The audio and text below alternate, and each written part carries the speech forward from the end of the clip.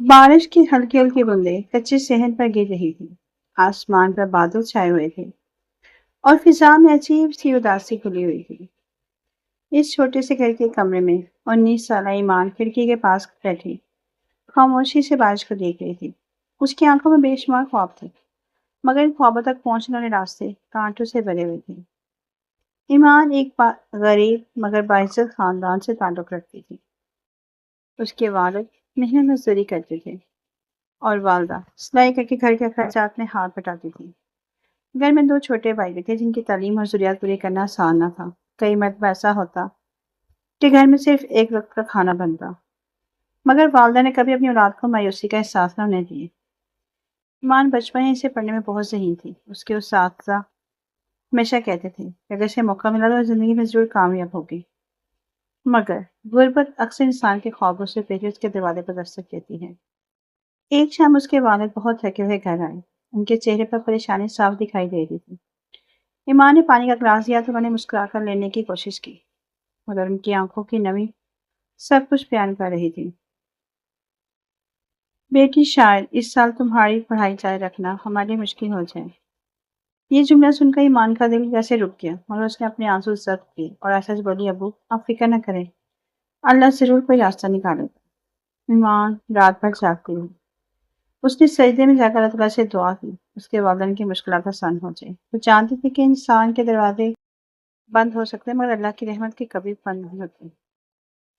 چند دن بعد محلے کے اسکول میں جذب وقتی تدریس کا موقع ملا۔ تنخواہ بہت کم تھی، لیکن ایمان نے اسے خوشی خوشی قبول کر لیا۔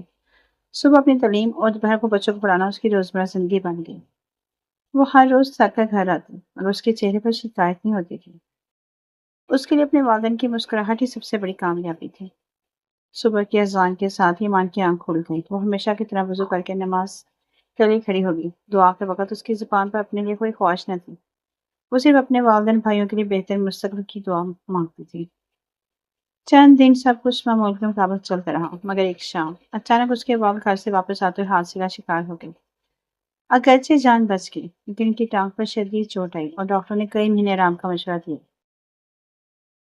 یہ خبر پورے گھر میں بجلی بن کر گری۔ گھر کا واحد کمانے والا بستر پر آ گیا تھا۔ والدہ کی سلائی سے اتنی آمدنیاں نہ تھی کہ گھر اور علاج دونوں کا خرچ چل سکے۔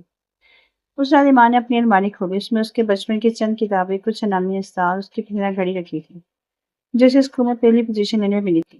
اس نے گھڑی ہاتھ میں لی، آنکھیں بند کیا، خاموشی سے اسے بیچنے کا فیصلہ کر لیا۔ اگلے دن وہ بازار گئی۔ دکان نے گھڑی کی قیمت بتائی تو اس کی آنکھیں نم ہو گئی، مگر اس نے مسکرا کر گھڑی دے دی۔ واپسی کو اس کے ہاتھ میں دعائیں تھیں اور دل میں صرف ایک دعا، اس کے والد جلد صحت یاب ہو جائے۔ گھر آ کر اس نے کسی کو نہیں بتایا کہ دعاؤں کے پیسے کہاں سے آئے۔ والدہ نے پوچھا تو اس نے صرف اتنا کہا کہ اللہ نے آسانی کر دی امی۔ کچھ دن بعد محلے میں ایک صاحب آئے جنہیں اپنے بچوں کے لیے ٹیوشن ٹیچر چاہیے تھی۔ کسی نے ایمان کا نام بتایا تو اس نے وہ کام بھی قبول کر لیا۔ اب اس کی زندگی صبح کالج، دوپہر اسکول، شام ٹیوشن، رات اپنی پڑھائی میں گزرتی، لیکن اس کے چہرے پر ضرور آتی، مگر امید کبھی ختم نہ ہوتی۔ ایک رات وہ جب پڑھ رہی تھی تو اچانک بجلی چلی گئی۔ گھر میں موم بتی بھی آخری تھی۔ وہ اسی مدھم روشنی میں کتاب کھولے بیٹھی رہی۔ اس کے والد نے یہ منظر دیکھا تو اس کی آنکھوں سے آنسو بہہ گئے۔ بیٹی، میں تمہارا قصوروار ہوں۔ ایمان فوراً کے پاس گئی اور ان کا ہاتھ تھاما، بولی، ابو آپ ایسا نہ کہیں۔ اولاد کبھی اپنے والدین کو بوجھ نہیں سمجھتی۔ آپ نے ہمیں چلنا سکھایا، اب اگر میں سہارا آپ کا بن رہی ہوں تو یہ میرا فرض ہے۔ اس کے الفاظ سن کر والد نے اسے دعا دی۔ وہ دعا شاید ایمان کی زندگی کا سب سے قیمتی سرمایہ تھی، مگر قسمت ابھی اور امتحان لینے کے لیے بیٹھی تھی۔ ایک دن کالج جاتے ایمان کو ایک لفافہ ملا۔ اس پر صرف اس کا نام لکھا تھا۔ اپنی حیرت سے لفافہ کھولا تو اندر ایک خط تھا۔ خط کے الفاظ پڑھتے ہی اس کے قدم سے زمین میں جم گئی، کیونکہ اس میں لکھی ایک بات یہ پھر زندگی بدلنے والی تھی۔ ایمان کے ہاتھ کانپ رہے تھے۔ اس نے ایک بار پھر خط کو غور سے پڑھا۔ اس میں لکھا تھا، محترمہ ایمان، آپ کی تعلیمی کارکردگی اور محنت کو دیکھتے ہوئے آپ کو ایک خصوصی تعلیمی اسکالرشپ کے لیے منتخب کیا گیا ہے۔ اگر آپ مقررہ تاریخ میں انٹرویو میں شریک ہوئیں تو آپ کی پوری تعلیم کا خرچ برداشت کرے گا۔ ایمان کی آنکھوں سے بے اختیار آنسو بہنے لگے۔ یہ خوشی کے آنسو تھے۔ اسے ایسا محسوس ہوا جیسے اس کے برسوں کی دعائیں قبول ہو گئی تھیں۔ وہ دوڑتی ہوئی گھر پہنچی اور خط اپنے والد کے ہاتھ میں دے دیا۔ والد نے خط پڑھا تو ان کے ہونٹ کانپنے لگے۔ انہوں نے بیٹی کے سر پر ہاتھ رکھا اور کہا، دیکھا بیٹی، اللہ اپنے بندوں کو کبھی تنہا نہیں چھوڑتا۔ گھر میں کئی مہینوں بعد خوشی کی ایک کرن آئی تھی، لیکن زندگی ہمیشہ آسان نہیں رہتی۔ آسان راستہ نہیں دیتی۔ انٹرویو والے دن ایمان اپنی سادہ سی سفید شلوار قمیض پہن کر نکلی۔ راستے میں شدید بارش شروع ہو گئی۔ اس کے کپڑے بھیگ گئے مگر وہ ہمت نہ ہاری۔ ادارے میں جب دوسرے امیدواروں کو دیکھا تو وہ کچھ لمحوں کے لیے خاموش ہو گئے۔ سب مہنگے کپڑوں میں ملبوس تھے۔ ان کے ہاتھوں میں قیمتی فائلیں تھیں جبکہ ایمان کے پاس صرف ایک پرانی فائل اور اپنے خواب تھے۔ دل میں ایک لمحے کے لیے احساس کمتری آیا مگر فوراً اس سے اپنی ماں کی بات یاد آئی۔ بیٹی، انسان کی پہچان اس کے کپڑوں سے نہیں، اس کے کردار اور محنت سے ہوتی ہے۔ یہ سوچ کر اس نے خود کو سنبھالا۔ جب اس کا انٹرویو ہوا تو اس نے پوچھا، اگر آپ کو یہ اسکالرشپ نہ ملی تو کیا کریں گے؟ ایمان نے بغیر سوچے سمجھے جواب دیا، میں دوبارہ کوشش کروں گی۔ اگر ایک دروازہ بند ہو جائے تو اللہ دوسرا ضرور کھول دیتا ہے۔ میں خواب دیکھنا اور محنت کرنا نہیں چھوڑوں گی۔ کمرے میں خاموشی چھا گئی۔ چند لمحوں بعد ایک بزرگ پروفیسر نے مسکرا کر کہا، بیٹی، تمہاری سب سے بڑی طاقت تمہاری امید ہے، اسے کبھی مت کھونا۔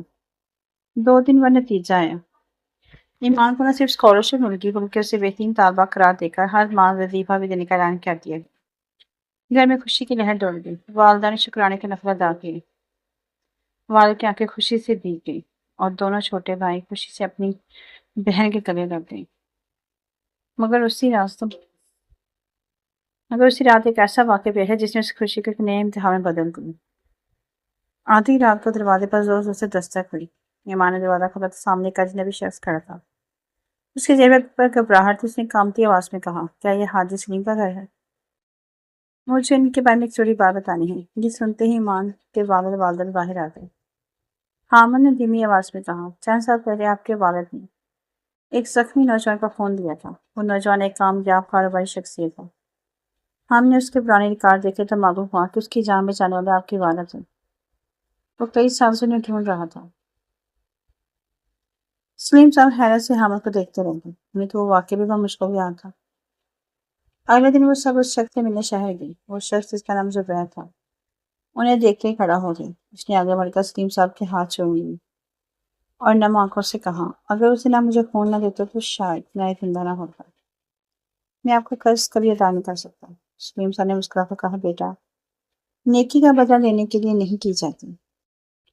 زبیر یہ سن کر خاموش ہو گیا مگر اس کے دل میں شکر گزاری پہلے سے بھی زیادہ بڑھ گئی۔ کچھ دن بعد سلیمان کے گھر آ کر کہا، میں آپ کی اس سے نفس کو ٹھیس نہیں پہنچانا چاہتا ہوں، لیکن اگر آپ اجازت دیں تو میں آپ کی تعلیم کا باقی خرچ برداشت کرنا چاہتا ہوں۔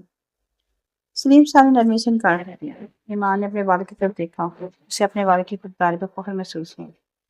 زبیر نے مسکراتے ہوئے کہا، اگر آپ براہ راست مدد قبول نہیں کرتے تو مجھے ایک اور اجازت دیں۔ میں اپنے ادارے میں ایمان کو جز وقتی ملازمت دینا چاہتا ہوں تاکہ وہ اپنی محنت سے کمائے اور آگے بڑھے۔ یہ تجویز سب کو مناسب لگی۔ ایمان نے کام شروع کیا۔ اس کی دیانتداری، محنت اور نرم مزاجی نے بہت جلد سب کے دل جیت لیے مگر کامیابی کے ساتھ حسد بھی آ گیا۔ دفتر میں ایک ملازمت سارا ایمان کی ترقی سے خوش نہیں تھی۔ وہ ہر موقع پر اسے نیچے دکھانے کی کوشش کرتی، کبھی اس کی فائلیں چھپا لیتی اور کبھی اس کے کام کو غلط تاثر دیتی۔ ایمان ہر بار خاموش رہتی۔ ایک دن سارا نے ایک اہم فائل غائب کر دی اور الزام ایمان پر لگا دیا۔ دفتر میں سب کی نظر ایمان پر تھی۔ اس لمحے سے محسوس ہوا کہ شاید اس کی ساری محنت ایک جھوٹے الزام کی وجہ سے ختم ہو جائے گی۔ کیا سچ سامنے آئے گا؟ کیا ایمان اپنی بے گناہی ثابت کر پائے گی؟ یہ ایک جھوٹ اس کے خوابوں کو توڑ دے گا۔ ایمان کا دل تو تیزی سے دھڑکنے لگا تھا کہ اب کیا ہوگا۔